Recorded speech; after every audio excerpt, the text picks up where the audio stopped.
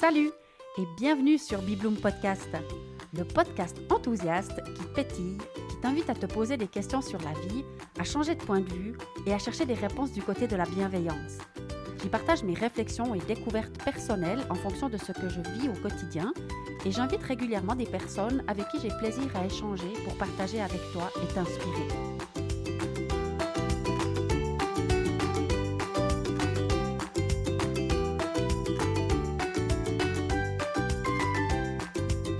Dans cet épisode, je donne un retour sur la merveilleuse expérience des câlins dans la rue, 11 sorties déjà quand même, et je partage ce que dit mon âme à travers les mots délicieux de Noémie Cortet.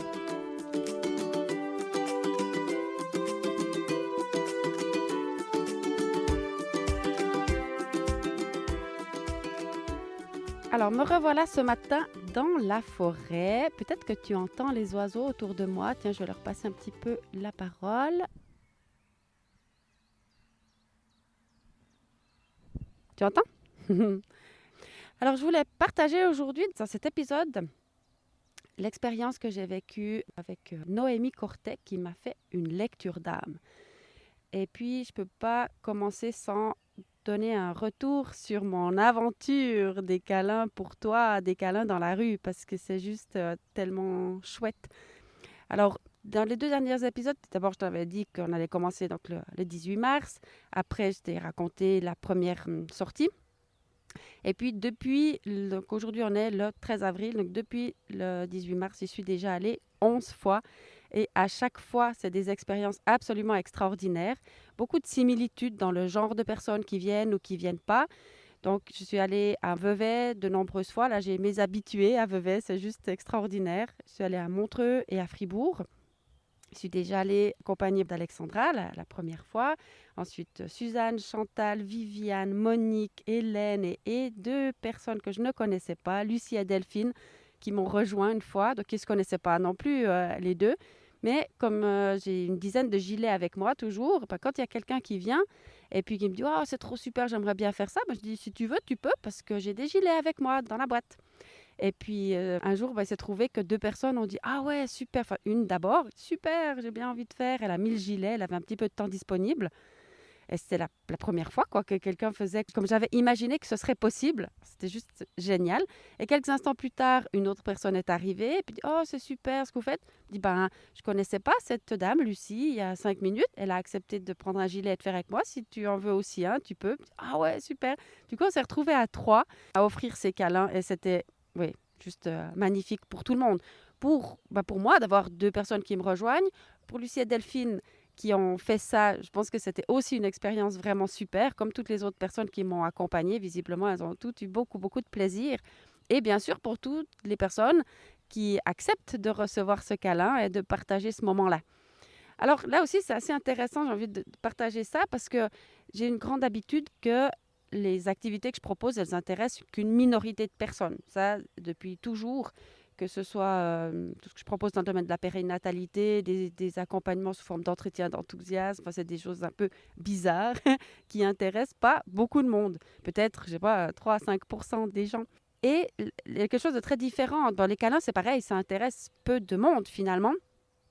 Mais dans les activités que je propose, les gens viennent chez moi. Du coup, il n'y a que les gens qui s'intéressent, qui viennent. Donc moi, je vois que des gens qui s'intéressent. Mais quand je suis dans la rue à proposer les câlins, les 3, 5, peut-être parfois plus, je ne sais pas, 7% des gens qui s'intéressent et qui viennent et qui sont « Waouh, c'est super », qui comprennent le truc, quoi, qui comprennent à quel point c'est juste chouette. Voilà, eux, ils en profitent et c'est des moments extraordinaires. Mais les 90 et quelques pourcents de personnes qui trouvent pas ça forcément une bonne idée, ils me passent devant le nez. Ils me regardent, ils me font des commentaires ou ils éclatent de rire parfois, ils se moquent. Enfin, il y a toutes sortes de jugements et d'attitudes qui viennent. C'est tout à fait OK. Bien sûr, moi, je comprends ça très bien parce que je suis habituée de ne pas intéresser beaucoup de monde avec ce que je propose.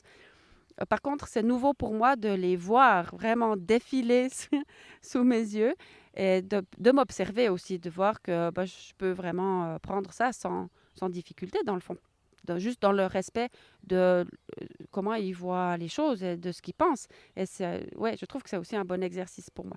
Enfin, bref, voilà, ça c'était le premier thème.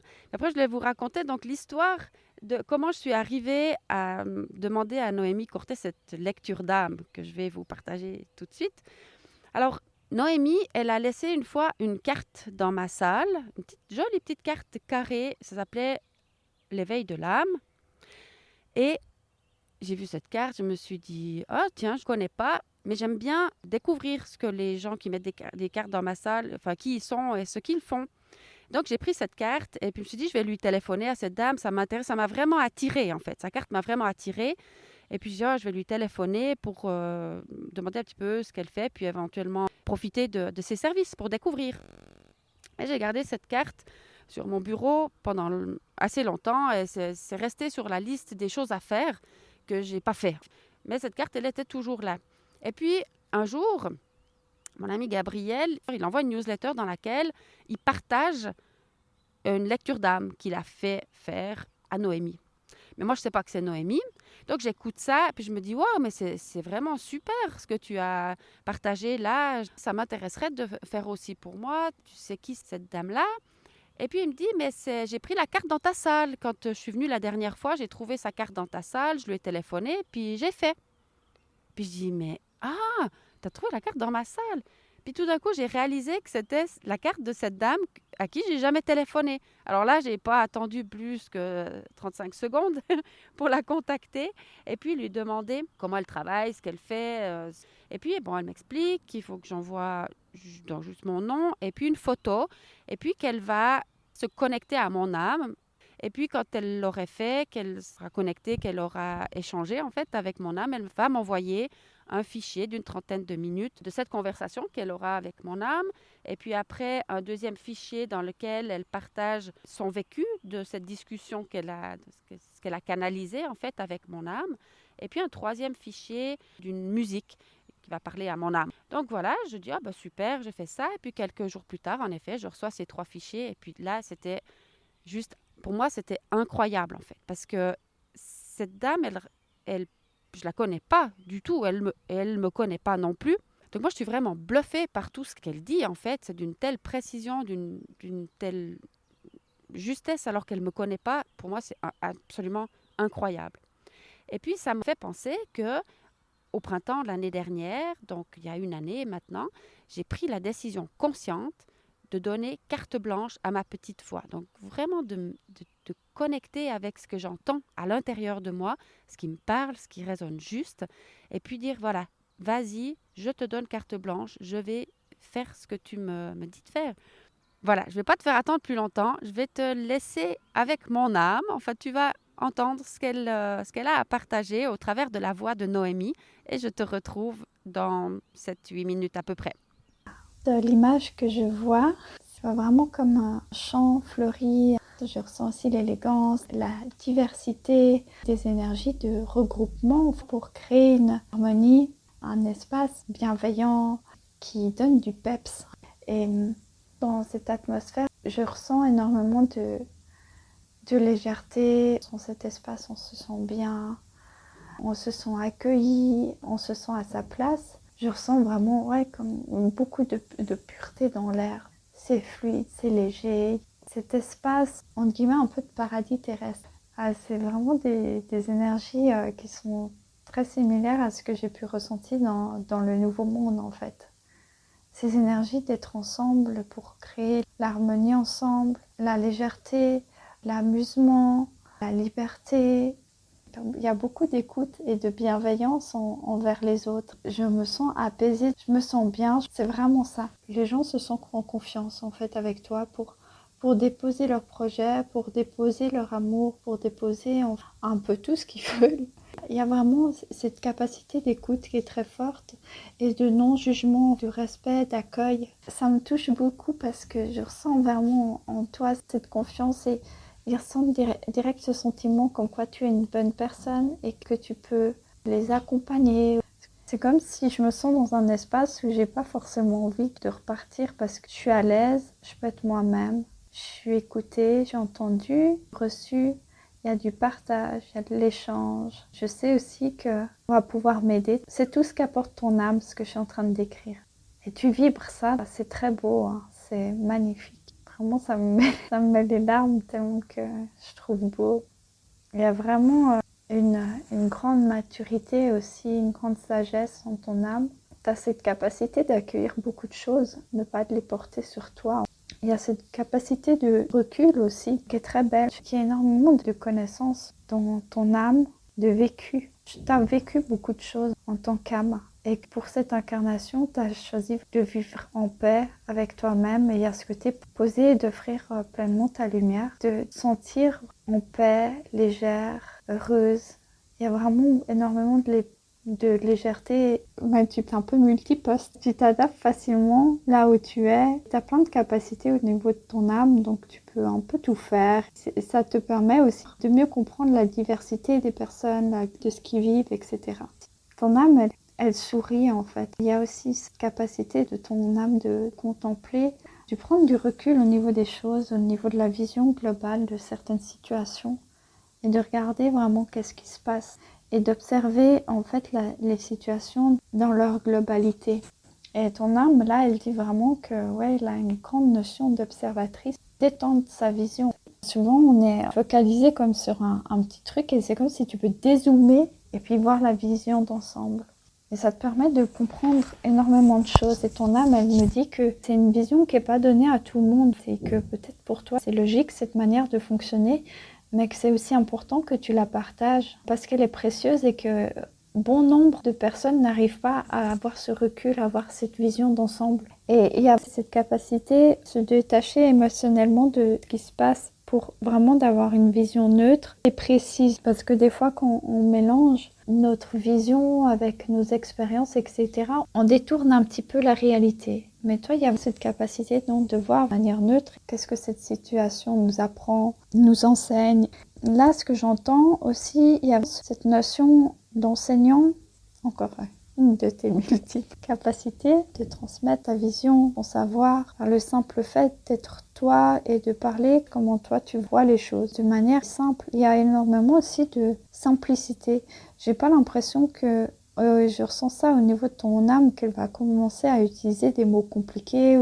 En fait, pour toi, c'est important aussi et pour ton âme que ça soit accessible à tout le monde.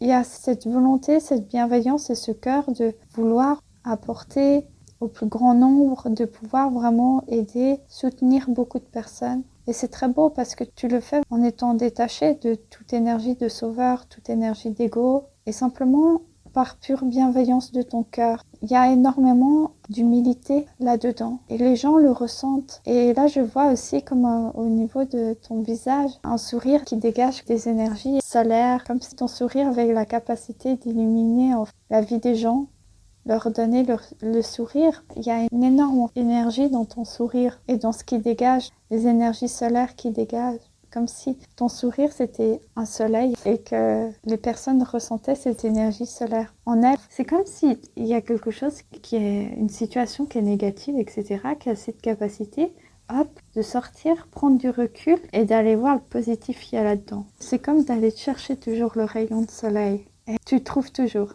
C'est ce que j'entends de ton âme dire, je trouve toujours le rayon de lumière. Le temps que je ne l'ai pas trouvé, je vais le chercher. Et c'est beau parce que c'est ce que tu fais aussi à travers les gens, les personnes, de dire ok, je vais t'aider à trouver ton rayon de lumière, ce que tu peux faire, où tu peux apporter ton rayon. Et il est là, regarde, d'avoir une vision détachée et tu transmets aussi cette confiance en la vie que tu as, de regarder ta vision, comment tu regardes la vie, ta vision solaire de la vie. Et ça fait du bien et c'est comme si on sent qu'il n'y a plus trop de soucis. Moi là, je me sens qu'il n'y a plus trop de soucis, ça va aller quoi. C'est ces énergies d'instant présent, c'est très connecté aux énergies du nouveau monde. C'est ça, simplement être soi, la spontanéité, l'instant présent, à s'amuser, la joie, regarder la beauté de la vie. Tu peux être quelqu'un qui est aussi très émerveillé par les belles choses de la vie, par la nature. Tu puises énormément ton attitude positive dans la nature et ta confiance en la vie. Vraiment, il y a quelque chose quand tu es en nature et tu regardes tout ce qu'elle est capable de créer, que pour toi, le monde, il peut que aller bien. Parce que c'est la waouh. Et c'est vraiment profond. Ton âme, elle te dit de te détendre.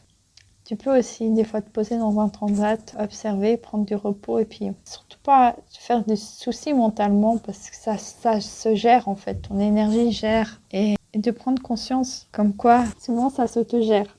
Parce qu'elle aime vraiment ça aussi, se détendre sur un transat et observer le ciel, regarder autour d'elle, penser à rien, regarder les oiseaux, la nature et se sentir juste bien comme quand on est étendu sur une plage de sable à rien faire. Ouais, là je ressens encore quelque chose, c'est comme cette capacité de travailler avec plein d'énergies différentes. Ton énergie, elle s'adapte aussi à plein d'énergies et elle peut travailler avec plein d'énergies différentes. Mais par contre, ton espace est bien gardé. Je sens que ton énergie ne permet pas forcément qu'on vienne te piétiner ou te juger. Pour toi, ça c'est non, quoi. C'est pas ok de faire ça. Ça, c'est très positif. J'ai vraiment l'impression que tu gardes bien ton espace. Ton âme, elle me sourit puis elle dit « Ouais, ben, tout va bien, quoi. » Ouais, elle est vraiment fière de ce que tu as accompli et à quel point tu écoutes ta guidance. Elle est vraiment fière parce qu'elle sait que tu l'écoutes. Et elle te remercie parce que c'est grâce à ça que